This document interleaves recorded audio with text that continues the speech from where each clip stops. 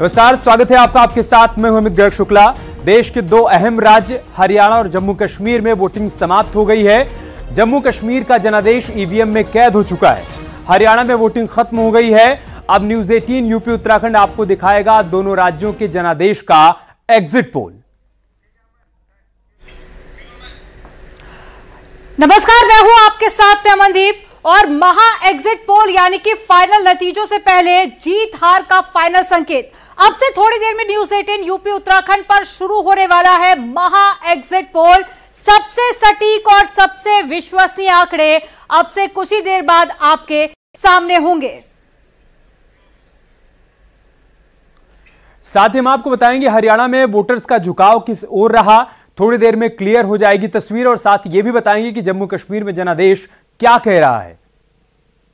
2014 की तरह बीजेपी को इस बार भी ज्यादा सीटें मिलने जा रही हैं या फिर धारा 370 हटने के बाद में जम्मू कश्मीर की बदली सियासी फिजा का रंग कुछ और होगा, ये सब जानेंगे महा एग्जिट पोल में। तो इसी बीच एक बड़ी खबर आ रही है न्यूज 18 पर। बड़ी खबर आपको बता रहे, जम्मू कश्मीर चुनाव का सटीक विश्लेषण शुरू हो चुका है। हरियाणा चुनाव का सटीक विश्लेषण हम आपको बताएंगे। जम्मू एंड कश्मीर और साथ ही हरियाणा में किसकी सरकार बनने वाली है, इन सभी की जानकारी आपको देंगे। तो एक बड़ी खबर आपको बता रहे हैं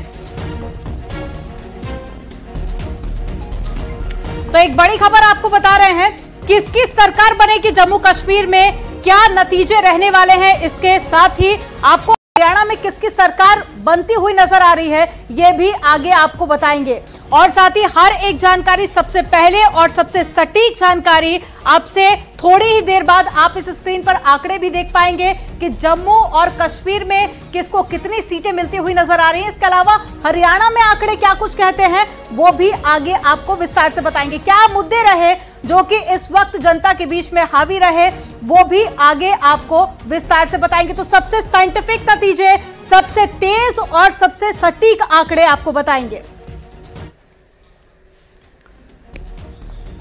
तो देखिए, अब से थोड़ी देर बाद आपके सामने महा एग्जिट पोल के नतीजे होंगे।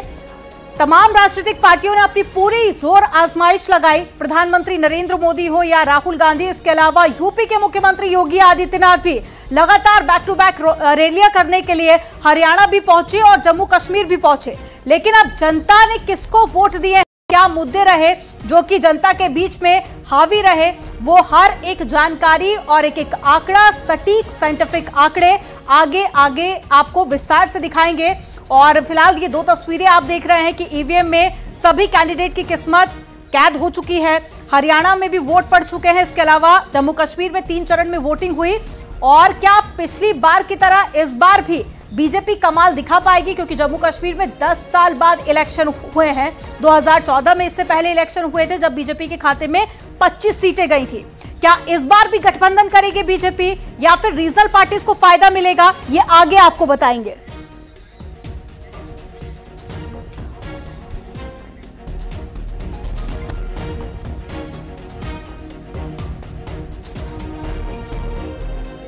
देखिए, एग्जैक्ट पोल तो 8 अक्टूबर को आएगा, लेकिन एग्जिट पोल, महा एग्जिट पोल, सटीक एग्जिट पोल आज हम आपके सामने लेकर आए हैं, जिसमें हम आपको बताएंगे कि जनादेश कह रहा है जम्मू कश्मीर का और साथ ही साथ हरियाणा का। हरियाणा में अगर साल 2019 के विधानसभा चुनाव के नतीजों की बात करें तो तस्वीर क्या थी वो आप देख लीजिए। बीजेपी के खाते में 40 सीटें गई थी, कांग्रेस के खाते में 31 सीटें उस चुनाव के दौरान गई थी और साथ ही साथ जेजेपी के खाते में 10 सीटें, आईएनएलडी के खाते में 1 सीट, अदर्स के खाते में 8।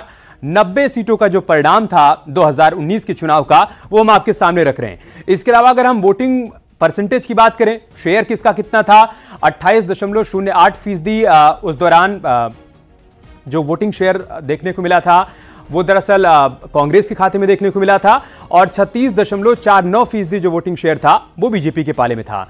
इसके अलावा अगर हम जेजेपी की बात करें, 10 सीटें जेजेपी ने हासिल की थी, वोट शेयर उसका 14.80% रहा था।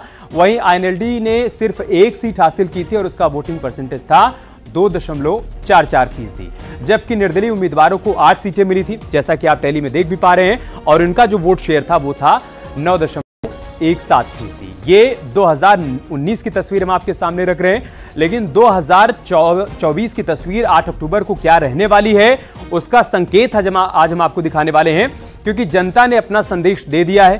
ईवीएम में सभी प्रत्याशियों की किस्मत कैद हो गई है। आज एग्जिट पोल के जरिए हम आपको बताएंगे कि जनादेश का रुझान कह क्या रहा है। लेकिन जम्मू कश्मीर में साल 2014 की जो तस्वीर थी, उस दौरान जो परिणाम आए थे, वो जानने के लिए चलते हैं अमन के पास। और चलिए अब आपको बताते हैं क्या रहे थे जम्मू कश्मीर में विधानसभा चुनाव 2014 के नतीजे। वो आपको ग्राफिक्स के जरिए बताते हैं कि 2014 में क्या कुछ आंकड़े कहते हैं। देखिए, पीडीपी के पास में 28 सीटें थी, ये आपको 2014 के नतीजे बता रहे हैं। इसके अलावा अगर सियासी दल बीजेपी की बात कर ली जाए तो 25 सीटें बीजेपी के खाते में गई थी और अभी तक की सबसे ज्यादा सीटें थी ये बीजेपी की। और नेशनल कॉन्फ्रेंस की बात कर ले तो 15 सीटें एनसी के खाते में गई थी। इसके अलावा कांग्रेस पार्टी के पास में 12 सीटें रही थी। तो ये जम्मू कश्मीर के 2014 के आपको आंकड़े बता रहे हैं। लेकिन अब देखिए कि 10 साल बाद इलेक्शन हो रहे हैं, धारा 370 हटने के बाद में ये पहला इलेक्शन है। और अदर्स के खाते की बात कर ले तो 7 सीटें अदर्स के खाते में गई थी, तो 90 सीटें हैं। और कौन किस पर बाजी मारने वाला है, इसका एग्जिट पोल में हम आपको संकेत दिखाने वाले हैं। पीडीपी के पास में 28 सीटें थी, बीजेपी के पास में 25 सीटें। लेकिन बीजेपी को जो उम्मीद है इस बार कहीं ज्यादा है, क्योंकि धारा 370 हटी। उसके अलावा भी सुरक्षा को भी एक बड़ा मुद्दा बीजेपी बना रही है। और धारा 370 का असर क्या बीजेपी को मिलेगा, बीजेपी को फायदा मिलेगा या बाकी जो पार्टियां हैं उसको फायदा मिलने वाला है, ये भी आगे आपको दिखाएंगे। तो बीजेपी ने अब तक का शानदार प्रदर्शन किया था 25 सीटों के साथ में नेशनल कॉन्फ्रेंस, और साथ ही जो कांग्रेस पार्टी थी उसका भी परफॉर्मेंस काफी अच्छा रहा था। अब देखिए, जम्मू कश्मीर जो कहते हैं कि कई सारे मुद्दे हैं जहां पर हावी रहते हैं, और जम्मू कश्मीर में पिछली बार और इस चुनाव में वोटिंग प्रतिशत क्या रहा था वो भी आगे आपको बताएंगे कि पिछली बार कितना परसेंटेज वोट यहां पर डाले गए थे और इस बार कितने फीसदी वोट परसेंटेज रहा। क्योंकि वोट फीसदी भी कई बार काफी अच्छे संकेत देता है जो वहां पर सियासी पार्टियां रहती हैं, और वोट फीसदी से भी काफी कुछ अनुमान लगाया जा सकता है। तो अब ये वोट फीसदी आपके सामने है, वोटिंग परसेंटेज आपको दिखा रहे हैं। देखिए, 2024 में 63.88% और 2014 की बात कर ले तो 65.91%, यानी कि 2014 के मुकाबले इस बार वोट फीसदी थोड़ा कम हुआ है। लेकिन इसका फायदा किसको रहने वाला है ये आगे आपको बताएंगे। तो अगस्त 2019 में अनुच्छेद 370 के तहत विशेष दर्जा समाप्त किए जाने के बाद में ये केंद्र शासित प्रदेश में पहली बार विधानसभा चुनाव हुआ है। और साल 2014 में जम्मू कश्मीर में 65% से ज्यादा वोट डले थे, 65.91%।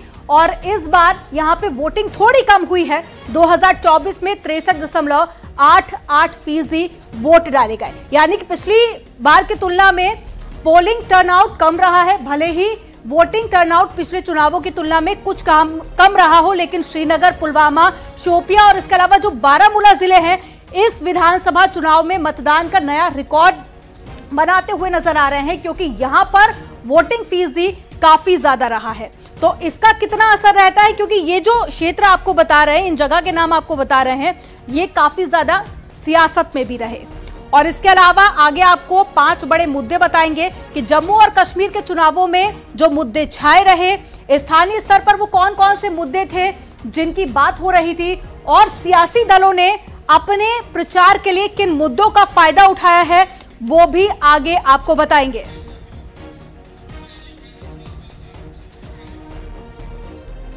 तो वोटिंग परसेंटेज आप देख रहे हैं, पिछली बार कितना वोटिंग परसेंटेज रहा, इस बार कितना वोटिंग परसेंटेज हुआ। इसके अलावा देखिए कुछ मुद्दे ऐसे रहे जो काफी ज्यादा छाए रहे। धारा 370 का मुद्दा यहां पर सबसे ज्यादा देखा गया, बीजेपी हो या फिर कांग्रेस हो, इसका जिक्र करती हुई हर एक राजनीतिक पार्टी नजर आई। बीजेपी ने 2019 में धारा 370 खत्म कर इसे केंद्र शासित प्रदेश का दर्जा दिया और इलेक्शन के बाद में एक बार फिर से राज्य का दर्जा देने के लिए संकल्पित है। तो वही फारूक अब्दुल्ला ने उनकी पार्टी की सरकार बनाने पर धारा 370 वापस लेने की वकालत भी की, और ये उनका बयान काफी चर्चा में भी रहा। हालांकि कांग्रेस भी धारा 370 का मुद्दा उठाती हुई नजर आई, लेकिन उसने खुले तौर पर कोई ऐलान नहीं किया। तो अमन ने वो तस्वीर आपके सामने रख दी कि 2014 में जनादेश क्या था जम्मू कश्मीर का, और साथ ही साथ हरियाणा में 2019 की तस्वीर क्या थी वो भी हमने आपके सामने रखी। ये जो टैली अभी आप 0-0 देख पा रहे हैं, थोड़ी देर में इसमें नंबर्स आपको दिखने शुरू हो जाएंगे और उसी से संकेत भी मिल जाएगा एक प्रकार का कि जनादेश क्या रहने वाला है, क्योंकि एग्जिट पोल एक प्रकार से रुझान होता है इस बात का कि क्या होने जा रहा है एग्जैक्ट जब परिणाम आएगा उसमें। और खास मेहमान भी हमारे साथ जुड़ रहे हैं, चर्चा के लिए उनका परिचय भी आपसे करवा देते हैं। एसएन सिंह साहब हमारे साथ जुड़ेंगे, भारतीय जनता पार्टी के प्रवक्ता, और साथ ही साथ गौरव चाचरा हमारे साथ जुड़ेंगे समाजवादी पार्टी से, सुधा मिश्रा जी हमारे साथ जुड़ेंगी कांग्रेस पार्टी से, गणेश शंकर श्रीवास्तव जी हमारे साथ जुड़ेंगे, आप वरिष्ठ पत्रकार हैं। सभी से हम चर्चा को आगे बढ़ाएंगे, जानने और समझने की कोशिश करेंगे कि हवा का रुख क्या कह रहा है। क्या हरियाणा में तीसरी बार कमल खिलेगा जैसा बीजेपी दावा कर रही है कि एक बार फिर से हम सत्ता में आने जा रहे हैं, या फिर कोई बदलाव देखने को मिलेगा? दूसरी तरफ जम्मू कश्मीर की बात की जाए तो बीजेपी आज एक बदले हुए जम्मू कश्मीर की तस्वीर पूरी दुनिया के सामने रख रही है और ये बताने की कोशिश हो रही है कि आर्टिकल 370 हटने के बाद वहां पर किस तरीके से विकास की बयार बह रही है। क्या जनता उस पर मुहर लगाती है, या फिर जैसा India block Congress party national conference की तरफ से कहा जा रहा है कि यहां पर इस बार बीजेपी का सफाया हो जाएगा। 2014 के परिणामों में बीजेपी का जो प्रदर्शन रहा था उसके मुकाबले इस बार वो कहीं पर भी नजर नहीं आएगी, ऐसा विपक्ष का दावा है। लेकिन बीजेपी कह रही कि नहीं, ऐसा कुछ भी नहीं होने वाला है, जम्मू कश्मीर की जनता हमारे काम पर अपनी मुहर लगाएगी। और मेहमानों का परिचय हमने आपसे करवा दिया था, बारी बारी से सभी के पास चलते हैं और जानते हैं कि इस वक्त उनके मन में क्या चल रहा है। आप देखिए एसएन सिंह साहब हमारे साथ जुड़ चुके हैं भारतीय जनता पार्टी से, गौरव चाचरा हैं समाजवादी पार्टी से, सुधा मिश्रा जी हमारे साथ जुड़ चुके हैं, आप कांग्रेस पार्टी से हैं, गणेश शंकर श्रीवास्तव जी वरिष्ठ पत्रकार भी हमारे साथ जुड़ चुके हैं। सिंह साहब, धड़कनें बढ़ी हुई हैं, आप कह रहे हैं कि हरियाणा में तीसरी बार कमल खिलेगा, लेकिन कांग्रेस पार्टी कह रही है कि आप देखिएगा हवा का रुख बदल चुका है। नहीं अमित जी, देखिए कांग्रेस के लोग जो कहते हैं उसके विपरीत ही होता है। कांग्रेस के लोग तो कहते थे कि तीसरी बार जो है भारतीय जनता पार्टी की केंद्र में सरकार नहीं बनने जा रही है और भारतीय जनता पार्टी की सरकार बन गई केंद्र में। इसी तरह से अगर आप चर्चा करेंगे तो आज जम्मू कश्मीर की भी चर्चा कर रहे हैं, आप हरियाणा की भी चर्चा कर रहे हैं। आप जम्मू कश्मीर पे चल के देखिए, जम्मू कश्मीर के लोगों से न्यूज 18 के शानदार रिपोर्टर जब सवाल पूछ रहे थे कि क्या बच्चे अब स्कूल पढ़ने जाते हैं, लोग कहते थे पढ़ने जाते हैं, उससे फायदा किसको होगा? हम लोगों को होगा। 2 करोड़ पर्यटक आते हैं, उससे फायदा किसको होगा? जम्मू कश्मीर के लोगों को होगा। 400 फिल्मों की शूटिंग हुई, उससे फायदा किसको होगा? जम्मू कश्मीर के लोगों को होगा। बनिहाल तक जो बड़े बड़े सुरंगों का निर्माण करके और इंफ्रास्ट्रक्चर डेवलपमेंट का काम किया गया, रेलवे लाइनें बिछाने का कार्य किया गया, पहाड़ों पे जहां पे पानी जा नहीं सकता था, जहां बिजली जा नहीं सकती थी, वहां पे भी सरकार ने इस तरह से बुनियादी ढांचे में विकास किया। उन बुनियादी ढांचे के विकास के नाते लोग भारतीय जनता पार्टी के साथ जुड़े। और तो तिरंगा जो सिंह साहब, जो आप विकास के तमाम दावे कर रहे हैं, इसी दौरान हरियाणा का जो एग्जिट पोल आया है वो आपके लिए बहुत सुकून देने वाला नहीं है। कांग्रेस को यहां पर पूर्ण बहुमत मिलता हुआ दिखाई दे रहा है, तकरीबन 59 सीटों पर कांग्रेस पार्टी की जीत के संकेत मिल रहे हैं। अमित जी देखिए, ये आपने भी अभी शुरू में कहा कि ये एग्जिट पोल है, फाइनल रिजल्ट 8 तारीख को आएगा। और एक जीता जागता उदाहरण आपको दूं, छत्तीसगढ़ में सभी एग्जिट पोल दिखा रहे थे कि वहां जो है वो कांग्रेस की सरकार पुनः आ रही है। ऐसा नहीं हुआ, और उसी को नहीं कहूंगा। 2017 में आपका जिम्मेदार चैनल न्यूज 18 में उत्तर प्रदेश में दिखा रहा था कि नहीं, पूर्ण बहुमत की उत्तर प्रदेश में भारतीय जनता पार्टी की सरकार नहीं आ रही है, सहयोगियों का साथ लेना होगा। लेकिन 325 403 में से 325 सीट भारतीय जनता पार्टी को आता है। निश्चित तौर पर आपका जिम्मेदार चैनल है, अच्छे से उसने सर्वे किया होगा। फिर भी हम आपको विश्वास दिलाते हैं कि 4 बड़े कारण रहे। एक कारण यह था कि हरियाणा में जो विपक्षी पार्टियां थी उनके पास कोई मुद्दा नहीं था, किसानों के मुद्दे को लेकर गए उसी दौरान हमारे वरिष्ठों ने और वहां की जनता ने। लेकिन सर, हरियाणा में किसानों का मुद्दा आपने देखा, किसान नाराज नजर आए। उसके बाद में तमाम जो खिलाड़ी थे उनकी नाराजगी में हरियाणा से लेकर दिल्ली तक हमने देखी। और साथ ही आप छत्तीसगढ़ का यहाँ पर जिक्र कर रहे हैं, तो छत्तीसगढ़ में कांटे की टक्कर थी उस वक्त, अंतर इतना ज्यादा नहीं था। लेकिन जो अभी रुझान सामने आए हैं एग्जिट पोल के, उसमें अंतर बहुत ज्यादा है। बड़ी सुंदर बात गगन जी आपने पूछा। आपने कहा हरियाणा में किसानों का मुद्दा उठा, उसी दौरान 1200 किसानों का मुद्दा आता है कि कर्नाटक में 1200 किसान खुदकुशी कर लेते हैं, मर जाते हैं। उसमें जब सवाल पूछता है न्यूज 18 का जिम्मेदार चैनल, जिम्मेदार रिपोर्टर जब सवाल पूछता है तो न राहुल गांधी जी जवाब देते हैं, न प्रियंका गांधी जी जवाब देती हैं, और न कांग्रेस का कोई वरिष्ठ नेता जवाब देता है। तो लोगों के मन में एक भय व्याप्त हुआ कि कांग्रेस की कथनी और करनी में अंतर है। कांग्रेस कहती है, वादे तो करती है, लेकिन बगल राज्य आज हिमाचल के हालात को देखकर हरियाणा के लोगों को लगा नहीं भारतीय जनता पार्टी। दो सवाल आपसे, पहला तो ये, क्या किसानों की और खिलाड़ियों की नाराजगी बीजेपी दूर कर पाई? और दूसरा, आप कह रहे हैं कि ये तो सिर्फ आंकड़े हैं, रिजल्ट आना अभी बाकी है, तो बीजेपी को कितने की उम्मीद है, कितनी सीटें आएंगी बीजेपी के खाते में? हमने कहा आपका जिम्मेदार चैनल जिम्मेदारी से चीजों को दिखा रहा होगा, कई बार इसमें बदलाव आ जाता है। और हमने कहा कि भारतीय जनता पार्टी के जितने वरिष्ठ गण गए, उन्होंने कहा किसानों के लिए जो कार्य भारतीय जनता पार्टी ने किया, एमएसपी देने का भी बात हो या किसानों को सम्मान निधि देने का, वो कोई सरकार ने की। दो बीजेपी ने भी तो इंटरनल सर्वे किया होगा ना, कितनी सीटें हैं जहां से उम्मीदें हैं? देखिए, भारतीय जनता पार्टी हरियाणा में भी और भारतीय जनता पार्टी जम्मू कश्मीर में भी पूर्ण बहुमत की सरकार बना रही है। रही बात सीटों की, तो सीटों के अंक गणित, जो ये कहावत है ना कि जो जिसका होता है वही उसको न चाहे तो अच्छा लगेगा। आज ये सारा गणित बताने का कार्य आदरणीय अमित जी का है और आदरणीय गगनदीप जी का है, और हम आपके सर्वे को सराखों पर कबूलते हैं। और हम ये कहते हैं कि आप ये दिखाई, लेकिन भारतीय जनता पार्टी जो देश नहीं दुनिया की बड़ी पार्टी, वो भी इंटरनल सर्वे करके, उस इंटरनल सर्वे के नाते मैं कहता हूं कि भारतीय जनता पार्टी की हरियाणा में भी और भारतीय जनता पार्टी की जम्मू कश्मीर में भी पूर्ण बहुमत की अपने दम पर सरकार बनने। ठीक है सिंह साहब। गौरव चाचरा, आप ये कह रहे हैं कि हवा का रुख बदल रहा है, परिवर्तन होने जा रहा है, और सिंह साहब कह रहे हैं कि जो 2014 में हुआ, जो 2019 में हुआ, वही इस बार फिर होने जा रहा है। जी बिल्कुल, हवा का रुख तो 4 जून को ही बदल गया था जब 2024 के नतीजे आए थे। 2024 के नतीजे में ही उत्तर प्रदेश और देश की देवतुल्य जनता ने दिखा दिया था कि भारतीय जनता पार्टी से इनकी कोई मोह माया नहीं है। भारतीय जनता पार्टी के खिलाफ हवा चल चुकी है। जो महंगाई, बेरोजगारी, महिला अपराध, भ्रष्टाचार, किसान दुखी, नौजवान दुखी, जो जनता के असल मुद्दे थे, उन पर लेके जनता का चुनाव लड़ा है सभी पार्टियों ने, और भारतीय जनता पार्टी की उल्टी गिनती से शुरू हो गई है। अभी रिजल्ट देख लीजिएगा, कांग्रेस की सरकार का भी रुझानों में आ रहा है। इससे भी ज्यादा सीटें आने की उम्मीद है हमें। अपना हरियाणा में कांग्रेस ने बहुत अच्छा प्रदर्शन किया है और भारतीय जनता पार्टी का विदाई का समय आ चुका है। गणेश शंकर जी, कुछ लोग ये कह रहे हैं कि एक प्रकार का बबल क्रिएट हो रखा है, और जो पब्लिक से आप बातचीत कर रहे हैं तो वही बबल ही रिफ्लेक्ट कर रहा है। मतलब ऐसे लग रहा है कि बीजेपी कहीं लड़ाई में हरियाणा में है नहीं, और ये जो एग्जिट पोल आ रहे हैं सामने, उसके जो नंबर्स आ रहे हैं वो भी वही संकेत दे रहे हैं। लेकिन बीजेपी कह रही है कि नहीं, ऐसा नहीं है, कांटे की टक्कर है, हम लड़ाई में हैं। बल्कि ये भी दावा किया जा रहा है बीजेपी की तरफ से कि तीसरी बार कमल खिलने जा रहा है। आप बबल देख पा रहे हैं या फिर पब्लिक का जो मूड है उसका रिफ्लेक्शन देख पा रहे हैं एग्जिट पोल में? धन्यवाद आपका, लेकिन पहले मैं थोड़ा सा संशोधन कर दूं जी। आपने मुझे कांग्रेस का संभवतः प्रवक्ता बता दिया, जबकि मैं एक स्वतंत्र पत्रकार के रूप में। मैंने आपको वरिष्ठ पत्रकार ही बोला गणेश शंकर जी। अच्छा, तो शायद मेरे सुनने में भ्रम हो गया होगा। कोई बात नहीं, मुझे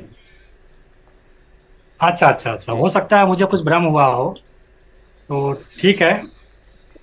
आपका जो प्रश्न है बड़ा स्वाभाविक प्रश्न है।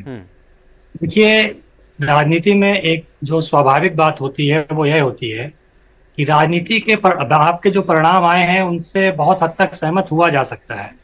उसका कारण यही है कि राजनीति में एक सामान्यीकरण की प्रक्रिया सदैव चलती रहती है।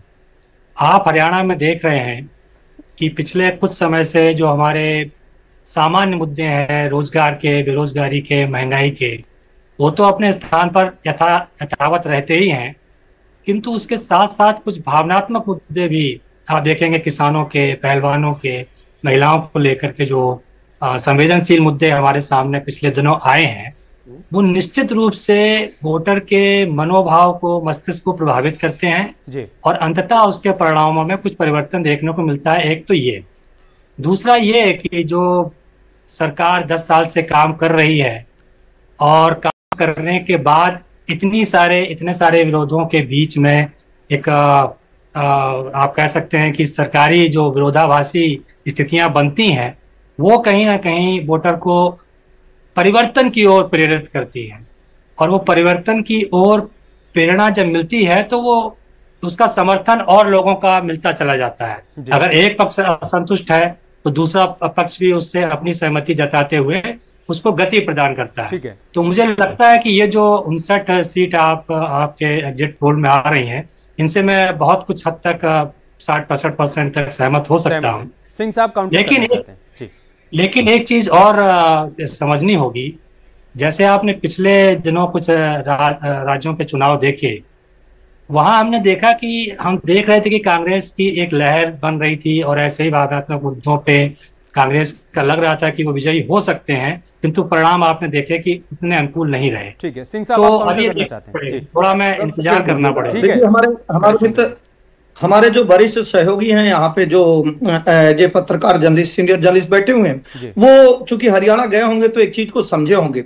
वहां दो मुद्दा बहुत ही हावी था, 2005 गोहाना कांड और 2010 में मिर्चपुर कांड, और दोनों दलितों पर अत्याचार हुआ था, दलितों के घर जलाए गए। तो दोनों समय में कांग्रेस की सरकार थी। जब वहां के लोग पूछते थे कि भाई कांग्रेस की सरकार में तो दलितों पर अत्याचार हुआ, और कांग्रेस के इस सरकार में चाहे फरीदाबाद में, हरियाणा में, गुड़गांव में, रेवाड़ी में, झज्जर में, सोनीपत में, पानीपत में वो जमीनों का घोटाला हुआ, क्या भारतीय जनता पार्टी पे आप इस तरह का कोई आरोप लगा पा रहे हैं? बोले नहीं। एंटी इनकम्बेंसी क्या मतलब? 10 साल आपका शासन काल खंड रहा, इस नाते लोग आपसे नाराज है। क्यों नाराज होंगे भाई? 20 साल से हम मध्य प्रदेश में है, 30 साल से हम गुजरात में है, 10 साल जो है उत्तर प्रदेश में भी होने जा रहा है, उत्तराखंड में भी होने जा रहा है। तो ये बात नहीं बनी। तीसरी बात मैं कहूंगा सबसे बड़ी, जब राहुल गांधी जी कोई बात कहते हैं तो उसको लोग बड़े धैर्य से सुनते हैं, क्यों? विपक्ष के नेता हैं। अब राहुल गांधी जी विदेश में जाकर एक बयान देते हैं। राहुल गांधी जी कहते हैं कि भारत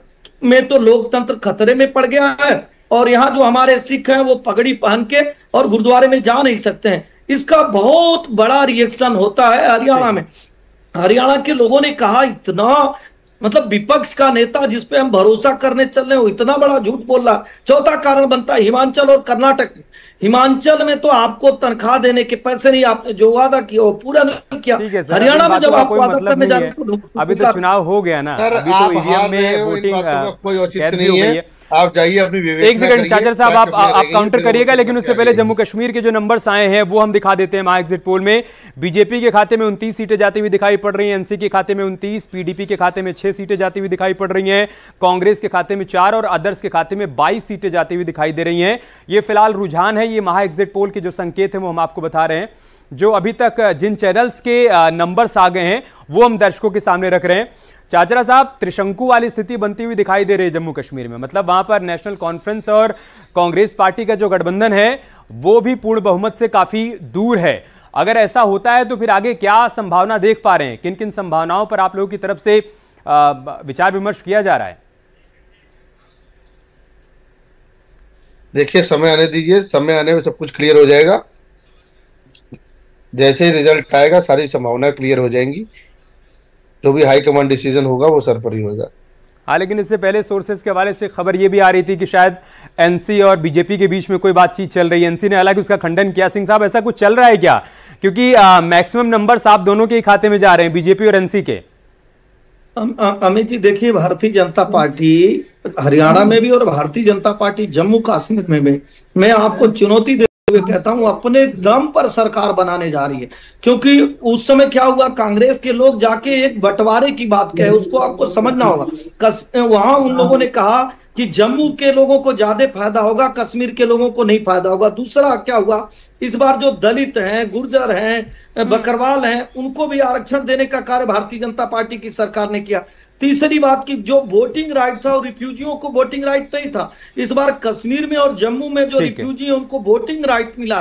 लेकिन सर, सरकार बनाने के लिए क्या बीजेपी गठबंधन करेगी? क्योंकि वहां की जो रीजनल्स पार्टी है उनकी विचारधारा बीजेपी की विचारधारा से तो मिलती नहीं है।